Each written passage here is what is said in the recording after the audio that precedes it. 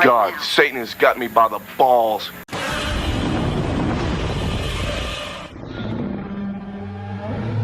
This podcast is not safe for work and will feature movie spoilers. It will feature scenes described of a graphic nature. It will contain language which most listeners may find offensive.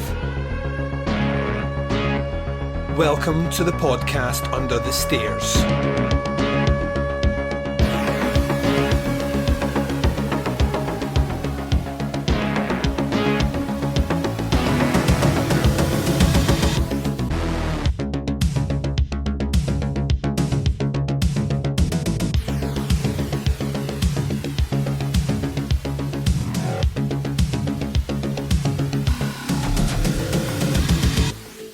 Hi everyone and welcome to the podcast Under the Stairs. I'm your host Duncan and welcome to the show.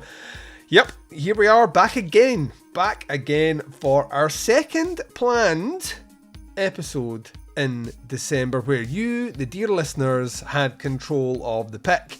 Now this is a tradition dating back at least 4 years, potentially 5, where to balance out the fuzzy good vibes that we all have when celebrating Christmas, no one gets agitated, angry, enraged, emboldened by the sins of Mariah Carey 24 hours on loop. No, that would never happen. Instead, what we do is we balance out the festive cheer with a festive tear, if you will. That festive tear being that we subject ourselves, now I'm saying we, I'm going to explain in a second, we subject ourselves to a true crime documentary selected by you, the listeners, and in the past we have subjected ourselves to some pretty traumatic sad shit, and we're just going to keep that going. Joining me as tradition mandates on these true crime documentary review episodes is my good buddy, is the phenomenal and ever talented and not political in any way, shape or form, Mr. Daeron Wilson. How you doing, Daeron? I'm doing quite well, dear friend McLeish. We're here to talk about Satan the Beast. Satan. We're going to have a wonderful time because Satan only ever speaks in rhymes. Wait 1 second, Dr. Seuss only spoke in rhymes. Coincidence? I wonder. Yeah, you Satan. you kind of hit us one right in the head here. Like, of the 3 that were put forward, now I say there was more than 3 that was put forward, but when I put forward, it has to be something we've never covered before. It has to be something that is a single part, not a mini-series. That's when people get confused and they're like, he's mentioned too many caveats. So I'm just going to suggest things that he won't do. So yeah, it was down scope to 3, and I'm quite glad we landed with Satan Wants You, because that was the only one of the 3 I hadn't seen. So to me, I was like, oh cool, right, brand new documentary, that's great. Let's get into that. I didn't know that it was about Michelle Remembers, and we're going to get into a little bit of that. And for the listeners out there, you're going to be treated here because, as we were talking about briefly off air, Darren, I am not American. You may have guessed from the accent. may have filtered through. I am from Scotland, right? And in Scotland, we didn't have a satanic panic. But then I think at the last census poll here, I think Christianity is way down. Over here, we're heading the way of like the Norwegians, where basically an island of heathens, which I'm fine with. I'm very, very happy with. But yeah, like we didn't have that over here, where the kind of state started mandating what could and couldn't be consumed by members of the public for in the interest of their own safety. But what we did have in the 80s was our version of it, which was the Video Nasties, of which people will know I have a podcast on. So you're going to get that perspective from me. But Darren, you are of the age of someone that would have been at school when the whole satanic panic thing was like kind of maybe not necessarily starting, but getting its groove on, Oh yeah, the 1980s, 1990s. Yeah, just had a little bit of that in Ohio, United States. No, I can even I've got some stories I can tell. Yeah. And like you said, Christianity is on the decline over there. I did not check in Vancouver, British Columbia, where Michelle Remembers takes place, Yes. mostly, except for the jaunts to the Vatican and shit. But I did, before coming on here, did check. I thought it was going to be a lot lower because everybody's complaining that Christianity is leaving our country, but 66% of Americans identify as some type of Christian. In Scotland, that would be, according to the vast powers of the internet, 38.8% of the population of Scotland as of 2022 identify as Christian. This is a decrease, holy shit, of 54% in 2011. So that's a massive decrease in essentially 11 years. And they say the majority of Christians in Scotland identify as Church of Scotland or the Catholic Church. Church of Scotland is 52.5% of that 38.8%, whilst the Catholic Church is only 34.3%. That's you efficient Scots. We're not supposed to hit 35% until the year 2070. Yeah, I mean, we'll just if we've decided we're doing something, we're doing it through spite, and that includes just not believing anymore. It's interesting because my family is not a religious family in any way, shape, or form, but my mother is not a practicing Protestant, but she is of the Protestant persuasion. My older brother is married into a Catholic family. So his wife is Catholic, and he went through all the rigmarole you have to do over here to essentially have a church wedding, which he duly did. But I am of zero faith at all on anything. Literally, I'm not agnostic either. That's too wishy-washy for you. Yeah, you know what I mean? It's like still putting a tag on it. I'm just like I don't think about it. I suppose is where I land. Like, there is never a time that I think of like a higher power, another purpose, what is the meaning of, and I don't know if that I envy people that do in some respects, because I find that of the people that are nice, of which there's plenty of people out there that are practicing Catholics or Christians, and guess what? Don't practice what they preach. But there's a kind of assurance that some people have where they have a devout faith in that they believe wholeheartedly in the things that come after, and as a result of that, it kind of makes the idea of the mortal coil seem less imposing as you get closer to the end. Whereas I don't have that. Like, to me, like in my head, what I have is the abyss. Like the Dr. Manhattan explanation. It's like before he was born, he was nowhere. Yep. And now that he's dead, he's nowhere. Yeah, that's kind of what I'm like the sea of black on which like my eternity will exist is kind of where I am, which I'll be honest with you, doesn't sound great, but I just don't think about it. But there's a level of kind of vitriol that comes out. Like, I don't go around in the UK when someone tries to, I suppose you call it Bible thump, we call it Bible bash over here. Like, when you're trying to espouse with ferocity and usually anger why your religion is the right religion. Like, I don't I don't sit smugly and try and tell people that God isn't real, or I don't believe in Jesus, or that the Bible is the greatest work of fiction ever written. I wouldn't do that. It's not my style. It's not my tempo. You're not an evangelical nihilist. I am 100% not. I'm like that. You do you. Like, if that's what you believe, that's great. Unless it hurts anyone, and then it's maybe not great. But that's kind of where I land in on things, and as a result, I tend to find that's probably why I don't spend any amount of time thinking about anything to do with that. It's just not. I have so many other things my brain wants to be preoccupied with, and that is just not one of them. So, how about you? Like, religious back? Like, I'm always curious when speaking to Americans how the youth was for you. Are you from a religious family? Did you go to a religious school? Was that anything in your household at all? My dad was the kind of guy that would let me go home from church to tape Ren and Stimpy.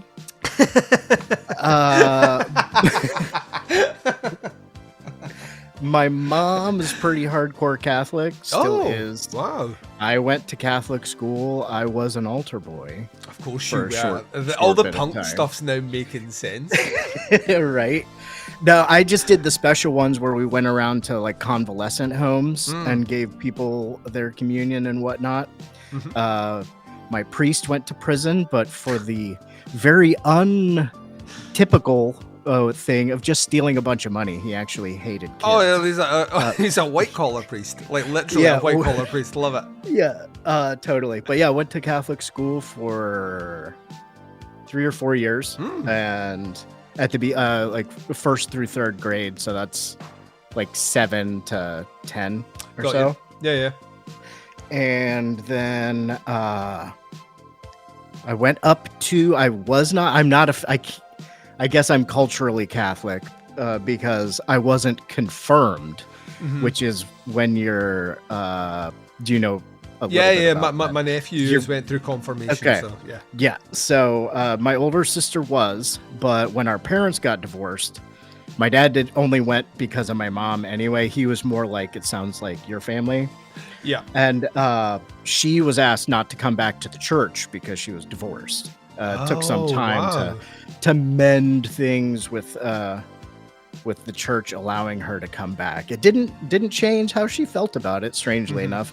But that is when we all got to decide if we were going to keep doing it or not, and I chose not. And I'm a lot, probably I would say, closer to you. Although having come from the very at time, the school was very strict. My parents weren't. I am very anti-organized religion, so I will have to bite my lip not to go off on people and argue and mess with missionaries when they stop by and other things. I'm very aggressively anti-organized religion of most types. That's why I found that most recent A24 movie Heretic so fascinating. It's like there's a lot of that. It's one of my favorite movies I've seen this year. I just thought the dialogue was great, and the likening to like how religion is structured, and once again, even if you're not being cynical, the similarities are so rife as to the consumption and then repackaging of pagan holidays, etc., etc. It gets to a certain point where you're like, if I'm red webbing this on a board right now, we're just going around in a big circle. And we talked about how I'm not political at all, but also being in America and how quote unquote Christianity TM has been like weaponized against all sorts of people. Yeah. Sort of continues to boil that resentment. Well, I bet you're glad. I bet you're glad that you have that separation of church and state. I mean, that just don't you? No? that is according to the most important document to the people that are ignoring that part. It's only important if you're trying to take a gun away from them. Then or try to tell them that they can't say horrible things about other people. Yeah. I'm just looking forward to that constitutional argument about someone, talking badly about someone, talking something, nice about someone. Freedom of speech, but in a nice way, where you're overpraising someone and saying we need to silence this guy who's showering all these accolades. Never hear it when it's that way. It's only when it's the other way. Strange that. It's very, very, very strange. Right. Well, let me give a little bit of detail on this one. Then we're going to play the trailer, and then when we come back, we're gonna get into this one. It was a first time watch for me. I'm assuming a first time watch for you. Yeah. Perfect. That's what I like to hear. So we're going to be discussing Satan Wants You. It literally came out last year. It is available only in the USA and Canada at the moment. In Canada, you can check it out on CBS. In America, you can check it out on Tubi, but you can purchase it, like Daeron advised me, on your Apples, your Googles, I believe your YouTubes and your Amazons, etc. over in the States. If you're in the UK, you'll have to view it the way I viewed it, which was the purchase of a VPN for the first time, I was like, my God, I am now the dark web. Look at me pretending to be in New York. They'll never catch me, copper. You'll see. I watched it on Tubi last night using a VPN, which, like I say, did make me feel like I was fucking like in the movie Hackers. I was zero cool for all of a minute and a half. But yeah, so 10 seconds and I'll find your location. Dare they watch the Satanic Panic documentary? So yeah, that's how I checked it out. A little bit of context in this one. It is written and directed by the duo of Stephen J. Abrams and Sean Holler. The movie has a lot of people playing themselves, and the synopsis for this one is: it tells the story of how the Satanic Panic of the 1980s was ignited by Michelle Remembers, a memoir by a psychiatrist and his patient. The book relied on recovered memory therapy to uncover Michelle's abductions by baby-stealing Satanists. The worst kind of Satanists. They really are. They're up there beside... let's think of something equally bad, which also brings light to... You know what they're up there with? They're up there with harmonica playing Satanists.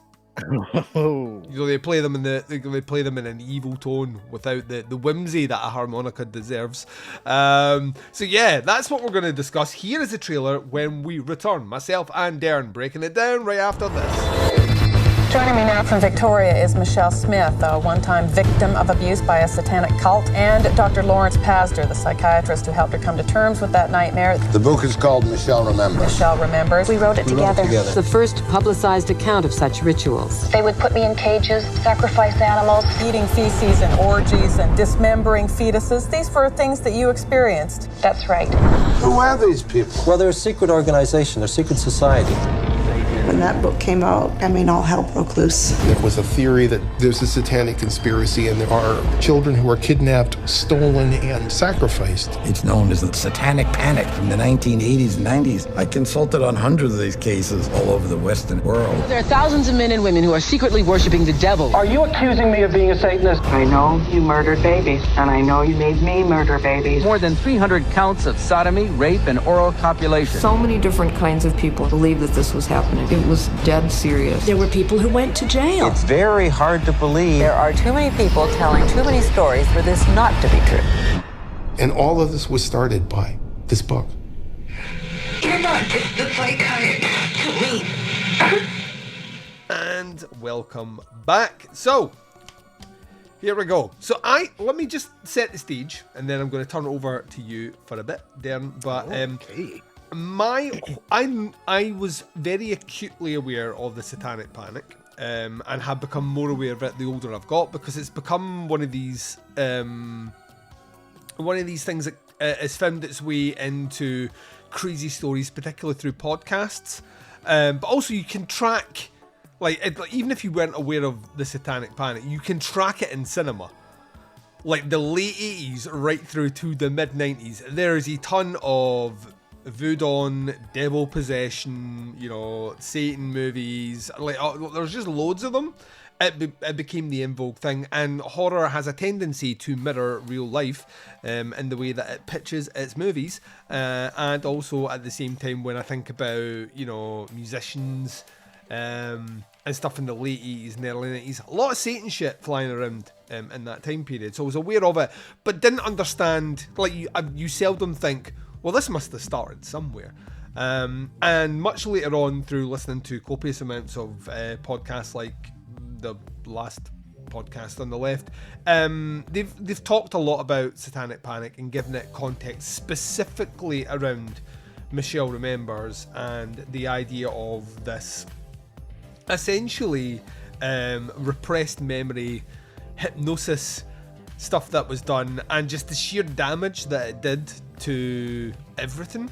And what's funny about it, from my point of view, funny and also tragic, I preface that, is there is a part of me that keeps hearing, I don't want to take shots so early, but it's just such an easy shot to take, about the Greatest Generation. You remember the Greatest Generation, Darren? You remember them? I've heard rumors. Yeah. Haven't seen it. Yeah, but like built nuclear weapons. Took all the mass transit train systems out of America. Defunded Amtrak in 1979. Yeah. What else did they got their houses really cheap. And their education. Yeah, their education was free. Just the greatest generation, who are also, in my eyes, around this, the dumbest generation, because like there is absolutely no way, in my eyes, naively speaking, that I would have heard this story and thought, let's spend time investigating, because to me it is so ludicrous from the outset that it's incredible to see how many people got swept up in the kind of fever that surrounds it. That being said, and I mentioned this at the start, when all that stuff was happening in America, there was a little thing happening over in the UK called the video nasties.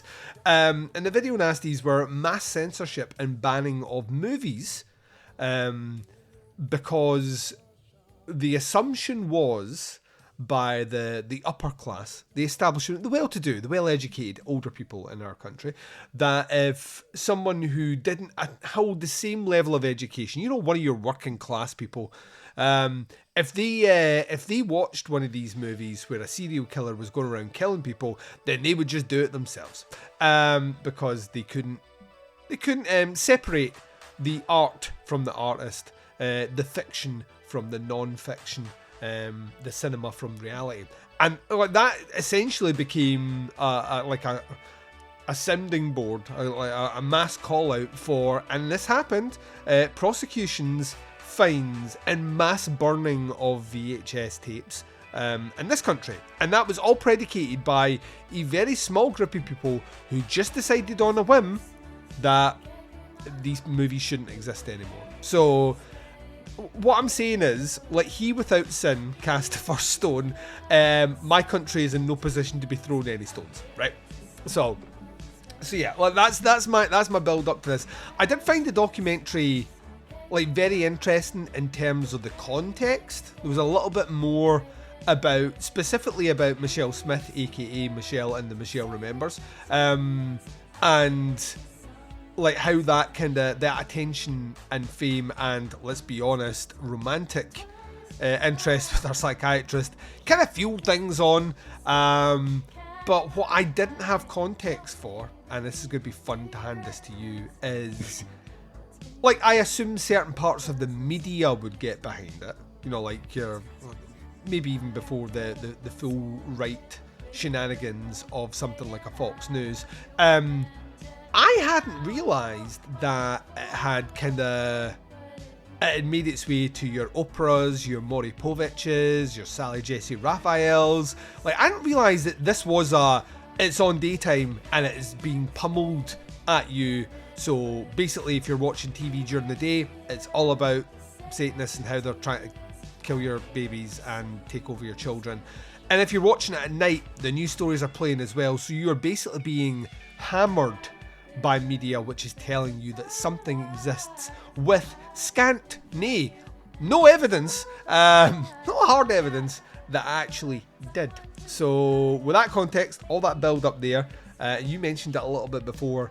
How much of this were you fully aware of from the documentary as someone that grew up in the Chernobyl-esque cloud of Satan? Well, like I said, I live in the center of Ohio, which Ohio is about the size of Scotland, I found out when we first became friends. Yeah. And on our northern border is Lake Erie, and then you get to Canada. But where this takes place is sort of up and to the left. Oh, back into the left. Back into the left. Back into the left. Exactly. And so we got hit with the ricochet pretty fast.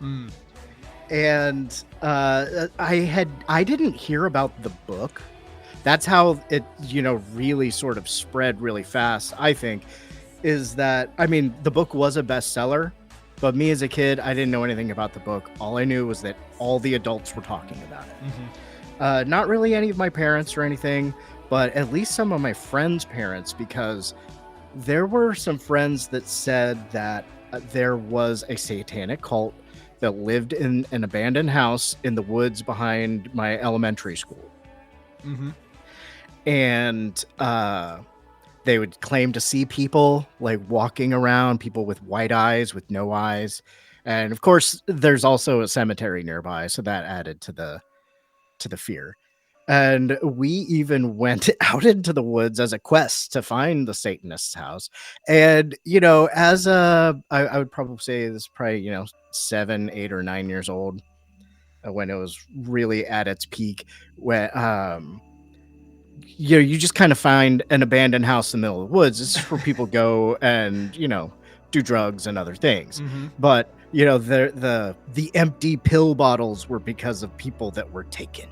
Or, you know, there was a bunch of symbols and nobody would go into the basement. But yeah, it was on daytime TV all the time. Speaking of Fox News, Geraldo Rivera did like a 3-hour special or something like that. It was, you know, kind of talked about at school. They really seemed to crank up. That sort of helped for me realize the ridiculousness of it. By how it was like, what are you okay? But I mean, what, The Burbs came out? Oh yeah, what was that? Was that 89 or 90? It's 89, I think. It's 88 or 89. And you know, you're just convinced that your next door neighbor is in a secret satanic cult. There, you would hear about things, and I didn't really start paying much attention to the news on my own until I was still probably too young to get into it, but you know, like when Waco happened and stuff, that really kind of was a turning point. Speaking of religious groups. Oh yeah. They're fine though. Like, sorry. I mean, provably more deaths, but they're fine. Like, let's not go there. And all child molestation as well. But listen, that you provably all that bad stuff, but that's different religion. They're fine. So, you know, and I feel, and it could have been fabricated. You know how you just kind of make up memories. I feel like I have a recollection of, and my mom was a teacher and she taught at a preschool, and I thought that there was some sort of conversation by my parents at one point about like something in the news and somebody being accused. I think it was when was the McMartin trial? Oh, that's a good one. That they mentioned that. I think that was I think the investigation, the charges were dropped in 1990. The trials went from 87 to 90. Yeah, so that's like peak. This is right in the fucking eye of the hurricane. Yeah. So I mean, it was everywhere, and I kind of in more retrospect, thinking about it, like there's the one story they tell about how people came to America and discovered it for religious freedom, but it was kind of like all the crazy religious people had to leave their places. Yeah, that's they came here. But isn't that what you like? You like? I always like to take away from Satan for a second. See, when anyone moves, like when anyone buys a house in my street, and they move into my street, I'm not thinking they're Satanists, but I'm thinking, why have you chose to move here? Like, is it because the reasons that everyone might think, or is it because you're just not a nice person and it's going to take me a couple of months to realize you're not a nice person? You know what I mean? There is a thing of, what's interesting to me is there is a, it's not just that, like, it's not like a knee-jerk reaction to me just means like everything changes overnight. I don't think it is that, but it's more the ramp, like the steady increase of attitude shifting, changes to curriculum, like removal of books. Like it just seems to like there are some people there who, I don't have any doubt in my mind, there's some people in there for this. It was very real.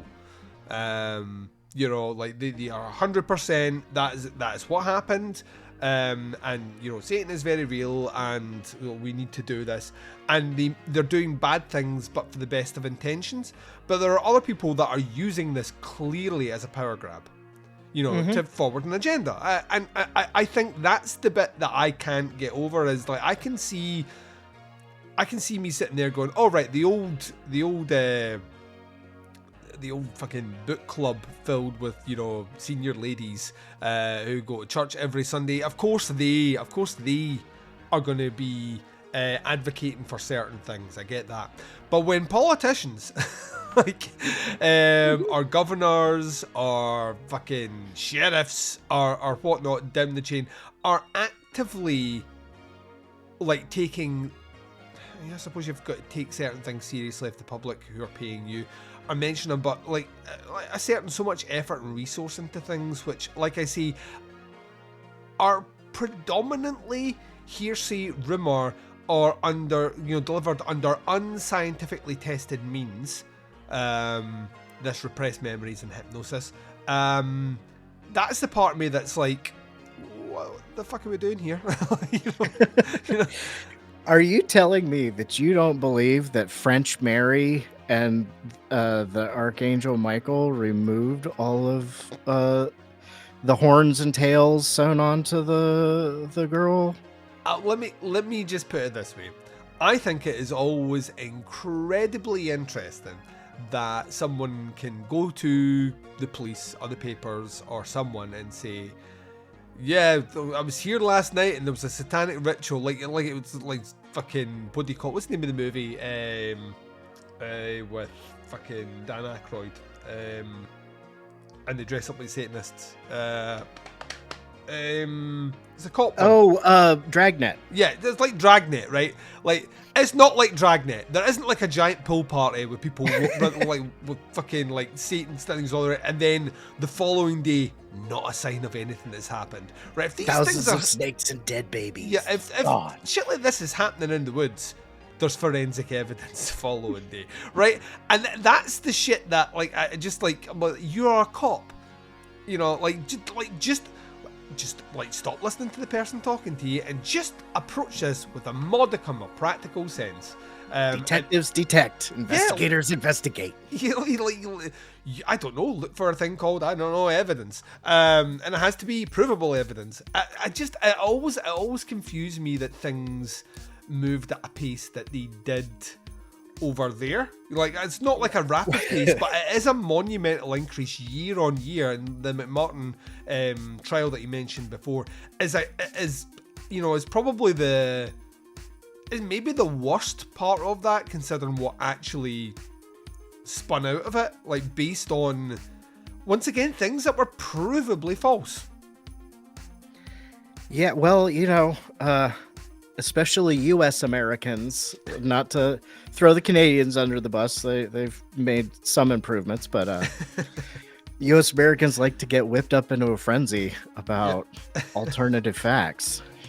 It's just like I say, but we've got I don't know, like I find that, and once again, I don't want to, because it's the same techniques are used in other facets. As like media in itself is a very powerful weapon, although people try and downplay how powerful it is in this day and age. It's fucking very powerful. The reason I know that is that,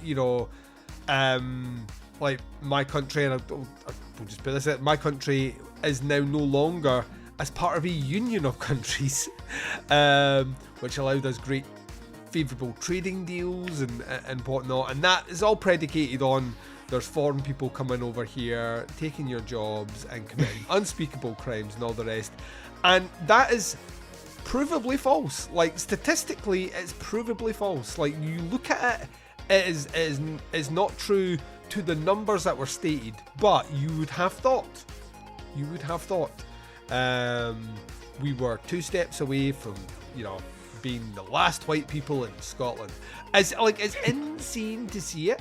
But it's the same technique. It's the same technique that's used in the case of this one, and that's why I was so floored by seeing, my introduction to American talk shows is like maybe a little bit of Sally Jesse Raphael in the mid 90s, maybe it was never Maury Povich. There was Ricky Lake. I remember Ricky Lake, and but it was always like, your kid's a goth, or like it's like we're gonna lock your kid up beside a serial killer just to put him on the straight and narrow. It was all that shit. And then Jerry Springer, obviously, which was like so over the top and so hilariously fake. It was amazing. But that's my so I like to imagine a time 2-3 years before where these same people are doing the same, but from a Satan perspective, having not learned the lessons of, oh yeah, we dedicated 3 years worth of shows to like talking about Satan and how his influence on kids and murders and deaths and all the rest, and then stuff starts to come out to prove that it's all false, and then we're just going to switch it to goths, Limp Bizkit fans, that to me just seems, it's like we'll just rinse and repeat. We'll just change it. We'll just change the topic, but do the same thing again. It's like no one learns their lesson, which then got me to thinking, you've already touched on it, where you guys kind of are now in America, where kind of things feel like they are, like the snake's about to finally bite back down on its tail, and complete like a full circle. Whereas over here, we have things that feel like they're moving in a certain direction, which is a very regressive opinion and direction on things. Like that kind of churchy thing that is inherently American when it comes to its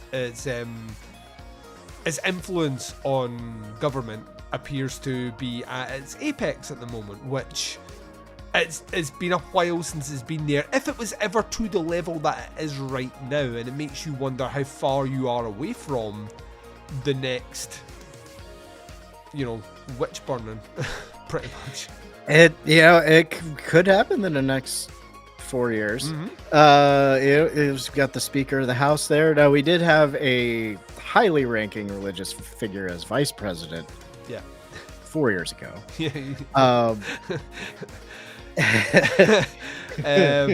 Tried to keep it less like my show, more like your show. Yeah. But going back to the 80s, you had your video nasties in, I think 1985 or 86 was the whole Tipper Gore wife of Al Gore, and the PMRC Senate hearings with Dee Snider.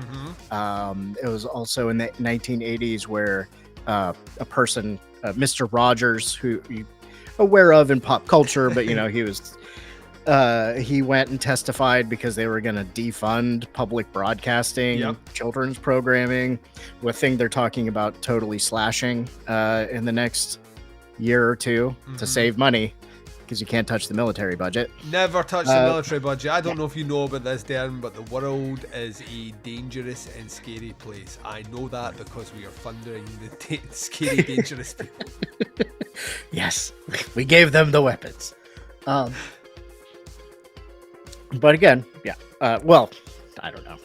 You knew this was coming. Everybody knew this was coming when I came on here. Yeah, but I think I think it's an important lesson to take away. I think the interesting thing, once again, liking it back to the Video Nasties documentary, the interesting thing about watching the Video Nasties documentary is a quick exercise in understanding how people can be riled up and whipped up to the sound of the right marching tune.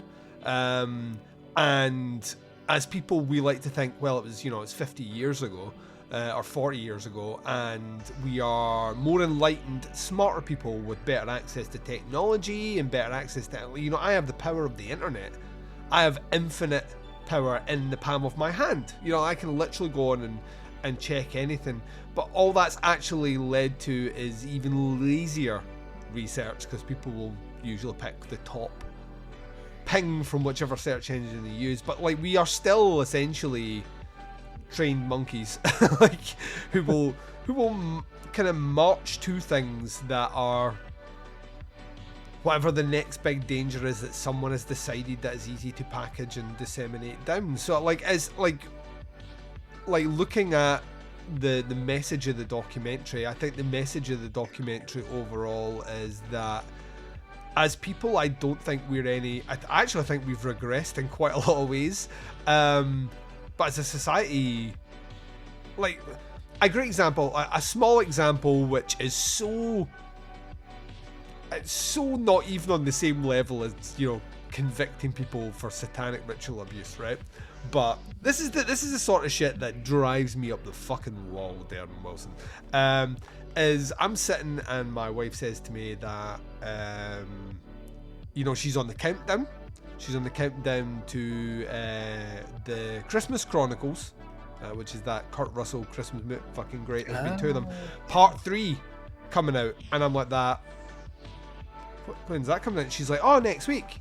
I'm like, I've literally not heard of this, right? And I, like, as someone who is connected to the movie world, just by nature of it, it's all the pages I follow and all the rest. I would have heard of this. It was posted. I saw the poster on Facebook. 3 seconds later, instantly proved as false, right? Yeah. The same day that conversation happens, my older brother is posting to his wife on Facebook about how he's very excited for the new Chevy Chase Christmas Vacation movie, which is coming out on Amazon this month. You, like, 3 seconds later, instantly proved wrong. Like, people see a post, they don't check who made the post, they don't check the credibility, but they see a picture, and that picture is AI generated, and the belief is straight away that that is fact. So no research has went into it. So I think when I say we've regressed, I think we've regressed quite a bit, because I think as a species we've become very lazy in our research. And if people were better informed then, in the 80s, which they read a lot more, they were better read. I'm not saying they were any smarter, but they were better read. Maybe the news stations were less to the particular sides they were, and tended to try and meet in the middle at times. If people had more access to that and consume media in that way, and were still able to, in large numbers, be duped by something that is obviously improvably false, right? Then I think it is not, and that's why these documentaries are so interesting. I think with the right wind behind its sails, you get more traction now. Or you have a very large amount of people in your country vote a particular way. Or in my country, vote a particular way. Or in other parts of the world, vote a particular way. I think it's all... I think the internet has made us dumber, like, as a species.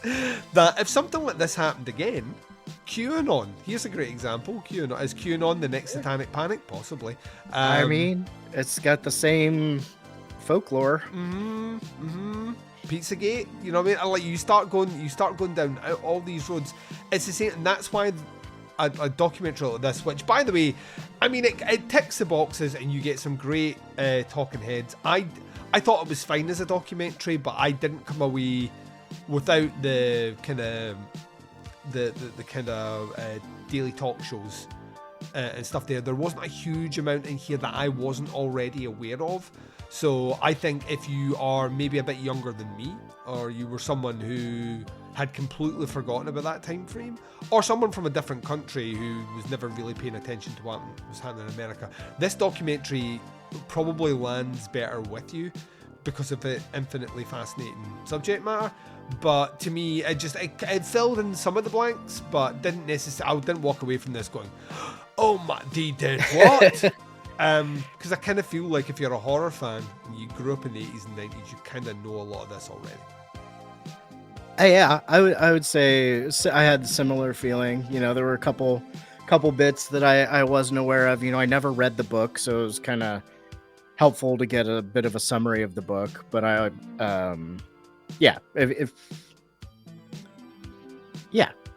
think you said it best. Yeah. I mean, it's not bad, and it's an hour and a half. Mercifully, it's an hour and a half, right? It's not like a Netflix.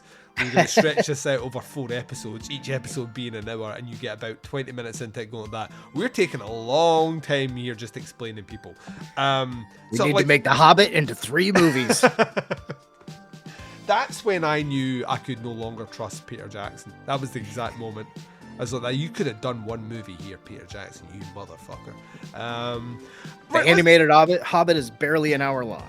It is like it's barely an hour long, if that. Let's swing this into grades here for this one, as you will rightly remember. Daeron Wilson is 1 through 5. 1 is hated it, 2 is didn't like it, 3 is liked it, 4 is really liked it, 5 is loved it. I'm gonna give it a 3.5. It sits somewhere between I liked it and I really liked it. Like I say, it didn't necessarily. It's not the documentary's fault, but it didn't necessarily peel back the curtain and expose huge amounts of information I wasn't aware of. So as a result, I was always one step ahead of the documentary, but that's just because I have a bit of knowledge on it. But it's very well put together. It's got a great runtime as well. It has an aesthetic that works really well for it as well. It's got at times it just reminded me of, this is the sort of aesthetic that, certain movies tried to use in like the 90s. It's kind of cool that way. What about yourself? What are you giving it?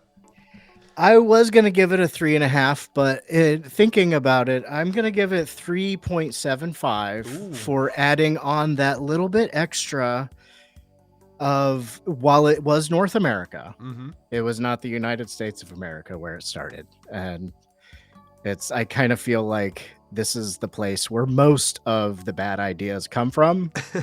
It was nice to shirk some of the social blame. Social shame. Absolutely love it. Absolutely love it. Daeron, you are a busy guy. You do things out there in the world. You have archives of shows as well that you've recorded. Where can people check out your stuff? Yeah, I would say presently look up Psychosemantic. It's on the Legion Podcast Network and other places. I'm still on Twitter, strangely enough. So watching that place burn down. Anywhere else on the internet, there's a website, psychosemantic.org. You can, for back episodes, there's also old episodes of the VD Clinic podcast that I think that's just going to be back episodes. But I think that they did Michelle Remembers when it was Vanessa and David. Oh, I feel like I've got a memory of that as well, actually. I was in therapy and I was laying in my bra with my therapist, and I think I remember that happening. And also doing wonderful little spots, having chats with you, sir, and stuff like that. So I always love it, man. And I constantly say we should do this more often, and then I decide that I've don't have the time to do anything. You will, however, be back for the second installment of the Horror Head to Head, which is going to be recording towards the end of January in 2025. So your sultry tones will be making their way back under the stairs. I would argue probably sometime in February. So people should watch out for that. I'm looking forward to it. Very nice. Well, ladies and gents, that's your lot. Thank you very much for checking out this episode. We have one more episode to drop before I close up shop for 2024.